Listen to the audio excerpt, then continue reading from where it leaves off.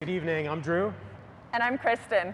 And we're from Revision Architecture here in Philadelphia, where we focus on regenerative architecture. What's that? It's an approach to the built environment that focuses on doing more good instead of doing less bad. We see this as the bright future of our city. And we've been doing a lot of good. Philadelphia's developed its own 2030 district. We've upgraded our energy code past the state minimum. We're nurturing a thriving green community, and we continue to focus on the intersection of social equity and the built environment.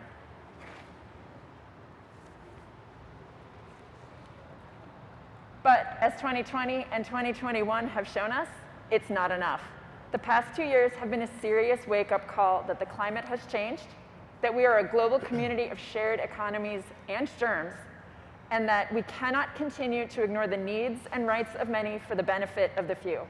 So let's talk about the ingredients for what good looks like to the regenerative future of our city, framed around the principles of the Living Meal Challenge.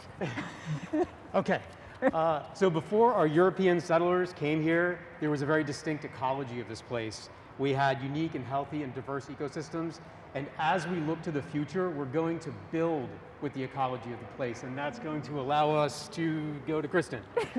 Good looks like a world where no families are unwillingly burdened by the cost of car ownership or whose job security depends on a reliable car. And communities are designed to support the transportation needs of their most vulnerable. Design of our places will foreground people, not cars. When was the last time you were this happy with your way to get around? So we know that locally grown food, it nourishes our communities, it nourishes our soul in a way that the industrial food system cannot. And as we look to community health and resilience, we know that food security is a key part of that. So what we need to do is make urban agriculture not the exception, but the norm. In Philly's resilient future, stormwater is a precious resource, and natural systems that capture it, treat it, and allow us to use it are our first line of defense against negative storm impacts. We exist within the natural water cycle, recharging our underground aquifers and protecting downstream ecosystems. The other water that we often take for granted is our clean potable water and our municipal sewage systems. And that's for those of us who have good access to it, because there's still a lot of people in our city who don't. We need to treat water like a precious resource. That means conserving what we use, protecting our sources, and creating localized closed-loop solutions. Burning dinosaurs has gotten us into this changing climate, and more of the same won't get us out. We need to ensure we first design our environment to only use the energy we actually need, and then supply that operational energy using no fossil fuels, which means no carbon. We'll turn to the energy of the sun, the wind, and water to supply our energy needs. The other half of the carbon equation is the embodied carbon. That's what it takes to make our products and make our buildings. And what we need to do is invest wisely. And we'll start by adaptively reusing Philadelphia's amazing assets of existing buildings. We will reduce how much concrete we use. We will use more mass timber, and we'll source regionally. Within our buildings, good looks like ensuring everyone has access to healthy air and abundant daylight, to comfort and to views. Within our communities, good means when you build, you protect the access to sunlight, fresh air, and nature of all of your neighbors. We can use our buildings and our landscapes to support a culture of health. Our built environment is filled with toxicity. Through the production of our materials, operation of our buildings, and the end of life, that toxins, they end up in our bodies and in other living systems. So we're going to prioritize taking that toxicity out of the built environment. We know how to do this, and we're going to use it to protect all living creatures.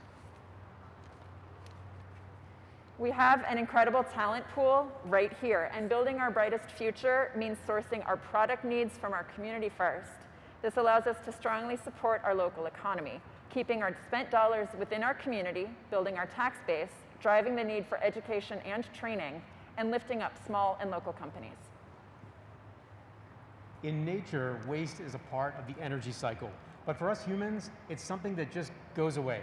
We put it in a hole in the ground, we send our recycling to the other side of the world to be dealt with. As we think about a circular economy, what we need to do is reconnect with the old mantra of reduce first, then reuse, and only then recycle. Every human should be able to live with dignity, and our brightest future ensures that all people have equitable access to the spaces we create.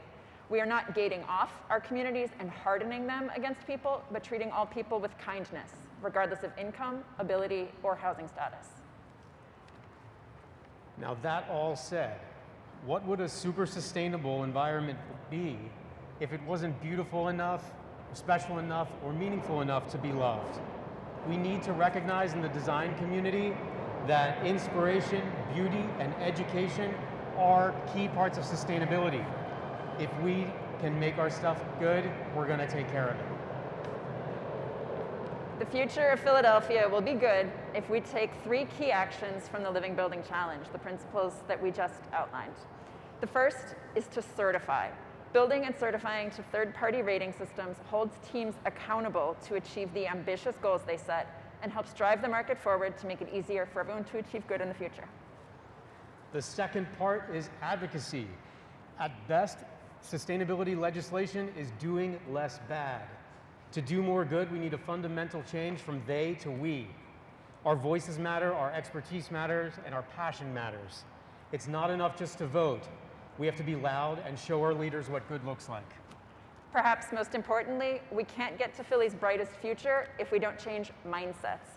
The Living Building Challenge is an advocacy tool, a rating system, and most importantly, a philosophy built around doing what good looks like. Small incremental changes are our past, and now we can run with big sweeping ones that embrace the good and build a future we can be proud of, one where our legacy is a true gift and not a burden to future generations.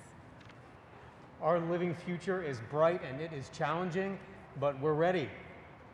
We'll reshape the built environment through the philosophy of the Living Building Challenge, and we'll transform this city to be socially just, culturally rich, and ecologically restorative.